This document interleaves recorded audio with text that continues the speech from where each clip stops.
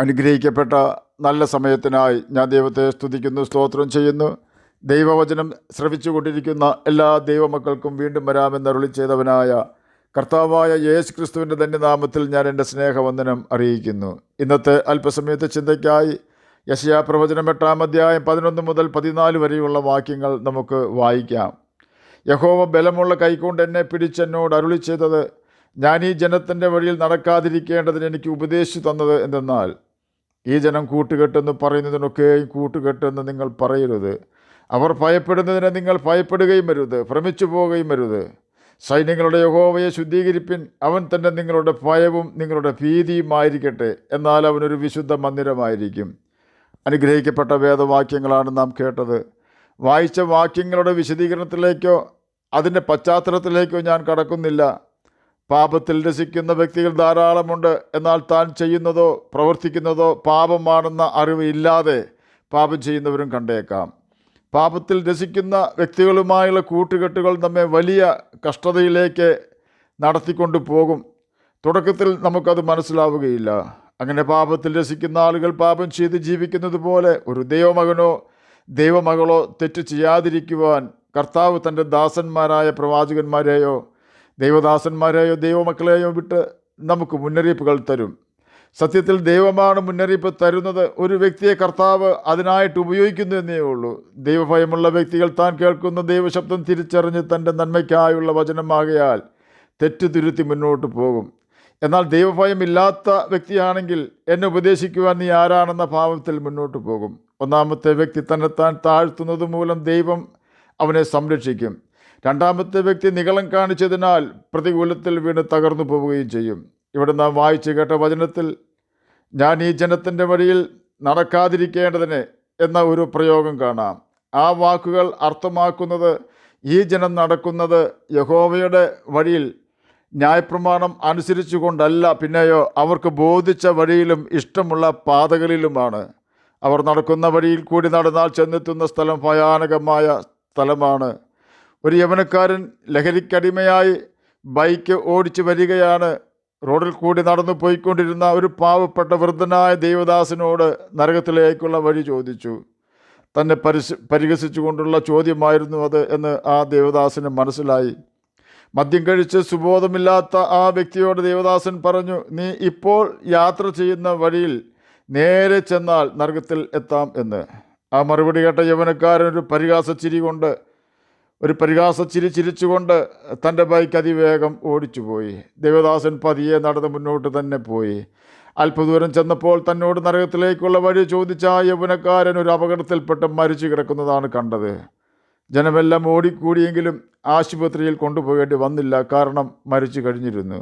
ആ ദേവദാസൻ തലയിൽ കൈവച്ചുകൊണ്ട് പറഞ്ഞത് ഇപ്രകാരമാണ്, യൗവനക്കാരാ, നീ ഇത്ര പെട്ടെന്ന് നീ ആഗ്രഹിച്ച നരകത്തിൽ എത്തിച്ചേർന്നല്ലോ. എന്നെ കേൾക്കുന്ന പ്രിയ ദൈവമകനെ, ദൈവമകളെ, ദൈവത്തിന് നമ്മോട് കരുണ തോന്നുന്നത് കൊണ്ട് അവൻ നമ്മെ ഉപദേശിക്കുവാൻ ഏതെങ്കിലും വ്യക്തികളെ അയക്കുമ്പോൾ ദൈവത്തിൻ്റെ വചനമായി തന്നെ ആ വാക്കുകൾ ഏറ്റെടുക്കുക. നാം നശിച്ചു പോകുന്നത് നമ്മുടെ സ്വർഗീയ പിതാവിന് ഇഷ്ടമല്ല. തെറ്റായ ഗൂഢാലോചനകളിൽ നിങ്ങൾ പങ്കാളികളാകരുത്. തെറ്റായ ഒരു തീരുമാനത്തിനും നാം കൂട്ടുനിൽക്കരുത്. തെറ്റ് ചെയ്യുന്നവർ എത്ര വലിയ ഭൂരിപക്ഷമാണെങ്കിലും നാം ബഹുജനപക്ഷം ചേർന്ന് പാപം ചെയ്യരുത്. ദൈവം വെറുക്കുന്നൊരു പാപമാണത്.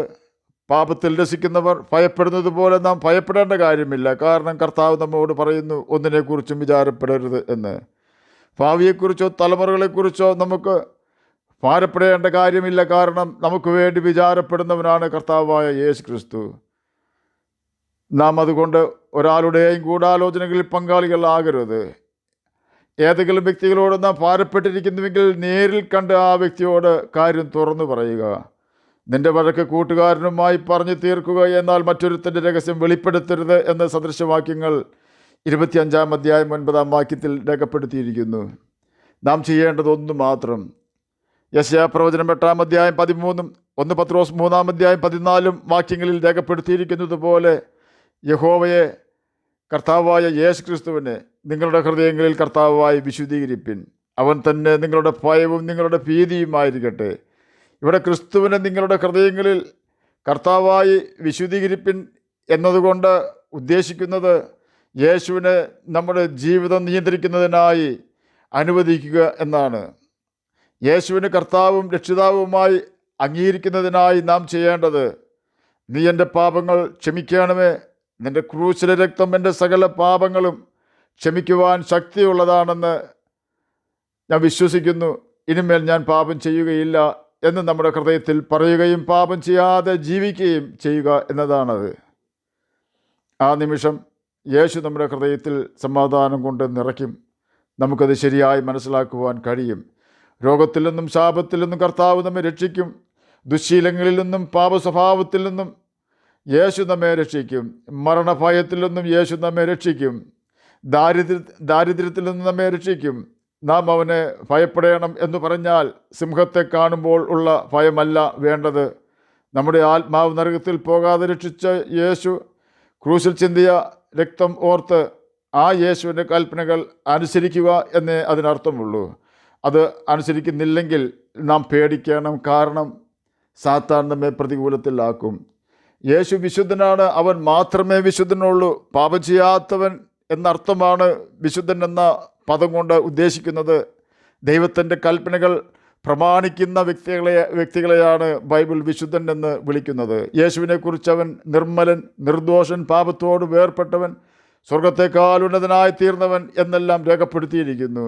ഈ പറഞ്ഞ പദവികൾ യേശുവിന് മാത്രമേയുള്ളൂ. ആകയാൽ അവൻ്റെ വിശുദ്ധി നാം പ്രാപിക്കുവാൻ ആഗ്രഹിച്ച് അവൻ്റെ വചനം നാം അനുസരിച്ചാൽ നമ്മുടെ ഹൃദയത്തിൽ യേശു വന്ന് വസിക്കുകയും അമ്മ ആശ്വസിപ്പിക്കുന്നത് പോലെ നമ്മെ ആശ്വസിപ്പിക്കുകയും ചെയ്യും. നാം മരിച്ചാൽ ഒടുക്കത്തെ നാളിൽ യേശു നമ്മെ ഉയർത്തെഴുന്നേൽപ്പിക്കുകയും ചെയ്യും. ആകയാൽ മറ്റുള്ള എല്ലാ ഭയങ്ങളിൽ നിന്ന് രക്ഷ നേടുവാൻ യേശുവിനെ നമ്മുടെ നല്ല സ്നേഹിതനായി സ്വീകരിക്കുക. യേശു സകല പ്രശ്നങ്ങൾക്കും പരിഹാരകനാണ്. ആകയാൽ ആ യേശുവിനോട് നമ്മുടെ സകല സങ്കടങ്ങളും തുറന്നു പറയുക. ആത്മരക്ഷയും സൗഖ്യവും പ്രാപിക്കുവാൻ അത് മാത്രം മതി. മറ്റാര് സ്നേഹിക്കുന്നതിനേക്കാൾ യേശു നമ്മെ സ്നേഹിക്കുന്നു. ആകയാൽ ആ യേശുവിൻ്റെ കൽപ്പനകൾ പ്രമാണിച്ചുകൊണ്ട് അവൻ്റെ സ്നേഹത്തിൽ വസിക്കുവാനും നിത്യജീവൻ പ്രാപിക്കുവാനും കർത്താവ് നമ്മെ സഹായിക്കട്ടെ എന്ന് പ്രാർത്ഥിച്ചുകൊണ്ട് ഞാൻ എൻ്റെ വാക്കുകളിൽ നിന്ന് വിരമിക്കുന്നു. നമുക്ക് പ്രാർത്ഥിക്കാം. ഞങ്ങളെ സ്നേഹിക്കുന്ന സ്വർഗീയ പിതാവേ, നല്ല വചനത്തിനായി അങ്ങയെ സ്തുതിക്കുന്നു, സ്തോത്രം ചെയ്യുന്നു.